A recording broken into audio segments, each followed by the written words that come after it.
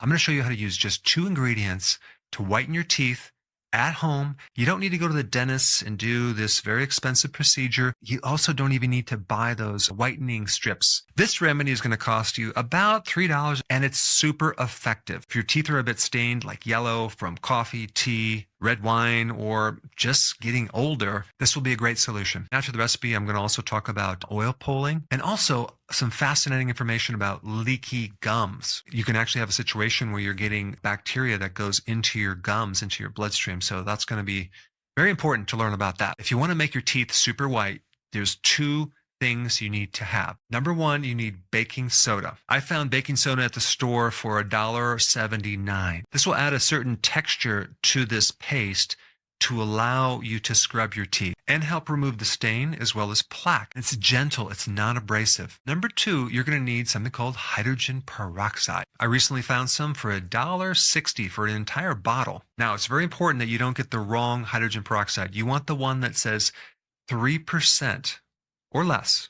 You do not want the one that's like 15% or 40%. That's going to be way too strong. And by the way, the main ingredient in these whitening strips that you'd buy online is hydrogen peroxide, but they charge you like $20, $30, $40 for these little strips. You don't need to do that. And then when you go to a dentist, it's even more expensive, and they're using a very concentrated hydrogen peroxide, which is up into the 40s.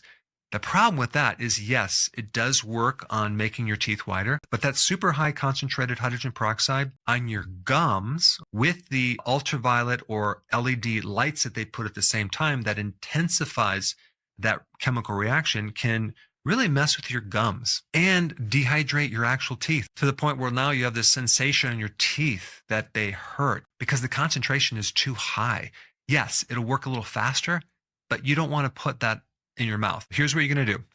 Get a little container, and you're going to put 1 teaspoon of baking soda in the container. Then you're going to take the hydrogen peroxide, 3% or less, and you're only going to use 3 drops of it into this baking soda, and then 8 drops of water. You're going to mix it up really nice, and it's going to actually break up the bonds of the stain. The stain is a certain chain of molecules.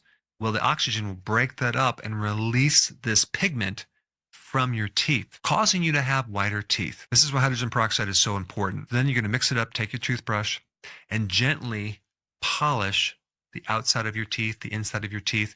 This is also going to help any bacteria that you have as well. And it's also going to reduce the plaque formation. You're basically going to brush your teeth with this mixture for 1 to 2 minutes. Then you're going to rinse out your mouth very thoroughly. But because the concentration is less than the 40% that you would see when you go to the dentist, you're going to have to do this a few times a week. I would recommend doing it 2 to 3 times a week for a few weeks to see the big change, but it's going to work. You will be amazed. And I do want you to comment down below when you see the results. The whole point of this is to do it safely and gradually. This way you won't damage your gums or the enamel on your teeth. That was simple. Now let's talk about oil pulling.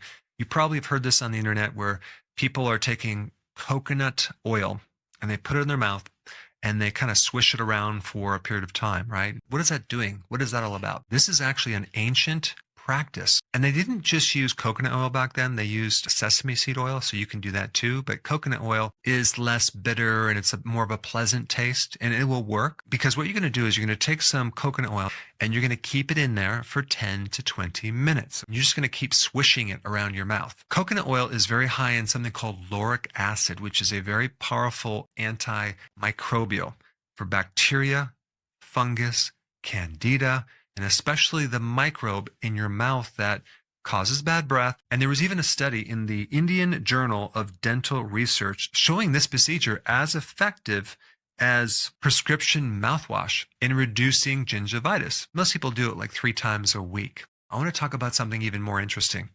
The relationship between sugar or glucose and vitamin C. What I wanted to reveal about this is that glucose has a similar chemistry to vitamin C. They compete together. You've probably heard of scurvy before. Scurvy is a disease that happened to sailors and other people way back in the day, where they basically did not have enough vitamin C. At that time, it wasn't even recognized. One thing that vitamin C does is support your collagen. When you're really deficient in vitamin C, you can get pink toothbrush because your gums will bleed if you consume a lot of sugar or chew gum a lot. The vitamin C that you're taking or from the foods, the glucose will block the vitamin C from going in. Sugar depletes vitamin C from the body. It'll definitely show up as one of the first signs in the gums. You know, you're flossing your teeth and all of a sudden it bleeds easily. That's an early sign. The cells in the tissue of your gums are no longer like tight. They're kind of loose. So you have these holes, very similar to having leaky gut or even leakiness in your arteries. That would make a pathogen enter that area and get into the body, into the bloodstream. I don't know if you know this fact, but they've isolated dental bacteria in the plaquing of arteries and also in the plaquing in the brain in Alzheimer's. We want to keep the bacteria from going into the body through the mouth. Thanks for watching, and I will see you in the next video. Hey, before you leave, I just wanted to give you a little quick history on some of the books that I wrote. This was one of the first books. It's called Dr. Berg Body Shapes. It was my attempt at writing about body types. What was very interesting about this book is I actually did all the images myself. Don't ask me why. They look actually not quite as professional as some of the images that I have in the new book. But anyway, this is my first attempt right here called Dr. Berg's Body Shape Diets.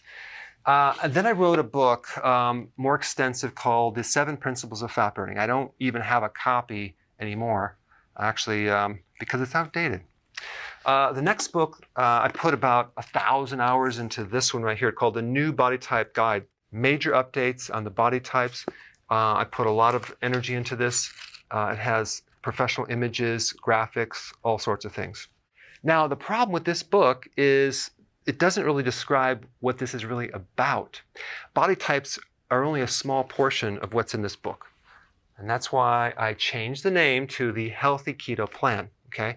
If you happen to have this book, you don't really need this book because there's only very, very minor updates. But if you don't have this, you need to get this one right here. This book goes into every single detail that you would ever want to know about. It goes into the 7 principles of fat burning. It goes into hormones, the body types, the basic keto plan. It goes into intermittent fasting. I talk about the 10 fat burning triggers and blockers and fat burning strategies, with a lot of details in every single chapter. I go into body issues that interfere with losing weight. There's very few people that just have a weight problem. They have a lot of body issues, whether it's sleeping problems, stress problems, inflammation, menopause. I cover that extensively in this book. Then I talk about how to get rid of stress, and I show you a technique. Then I get into exercising. And then I have a lot of really good recipes in this book as well. So this is a good reference guide. On my website, if you get this book, you get this one free. It's called Healthy Keto and Intermittent Fasting. This is the shortcut, quick guide to this book. And the reason I created this book is to have you, within 45 minutes, learn how to do keto, okay, in intermittent fasting, exactly what you need to do. Then you can fill in the blanks with this book right here. So right now I'm doing a special. If you get this book, you get this one totally free, or you can go to Amazon and get these individually. So I just want to clarify the difference between this book and this updated one right here. If you don't have this, you need to get this right here. That way you can get the exact correct information to do it healthily.